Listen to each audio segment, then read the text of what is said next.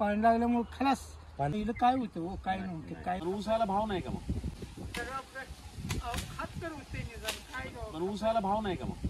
आहे पण नाही परवडत ते घालवायला 5,000 रुपये घालवा त्या दिवशी आपलं 5-7 वगैरे खात झालं आपलं घरचं सगळे यंत्र जनावर 4 रुपये त्याच्यापासून आपलं चालतंय निवड कशाला उजिंक्यात ते घालवा आणि त्याच्या मागे 20,000 येऊन आपलं कुठं पडणार आहे ते आपलं 8-10 दिवसाला 8-10,000 रोख मिळते ना मग त्याविषयी ती पैसे जास्त होते जास्त पैसे होय अवलाग धरून तुमचं खर्च चालला आराम काय करता खर्च खूप जातो.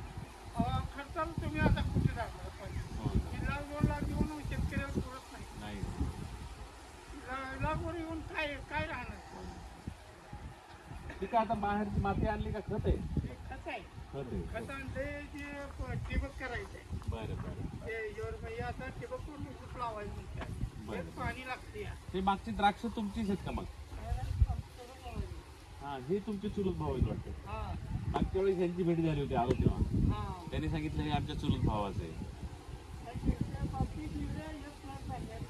बरं बरं बरं द्राक्ष आले नाही अजून येतील फोन केला ना फोन केलाय ना येतील नाही द्राक्ष म्हणलं अजून आले नाही. आता 4 महिने झाले उभी झाली त्या 1 लाख मागं पुढे येतात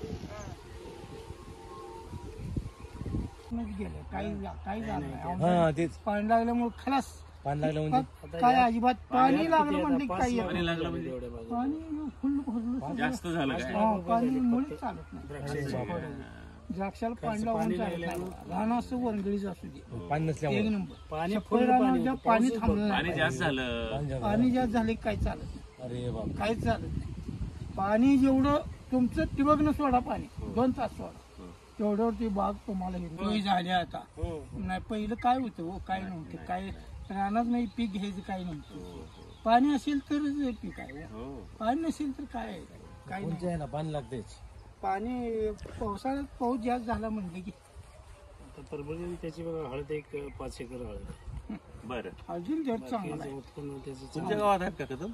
कदम आमच्यात आहेत. नाही ह्यांच्या गावात संतोष नाही ना काय मोठं गाव आहे त्यांचं परभणीला जवळ एक खेड आहे म्हणजे मोठं एक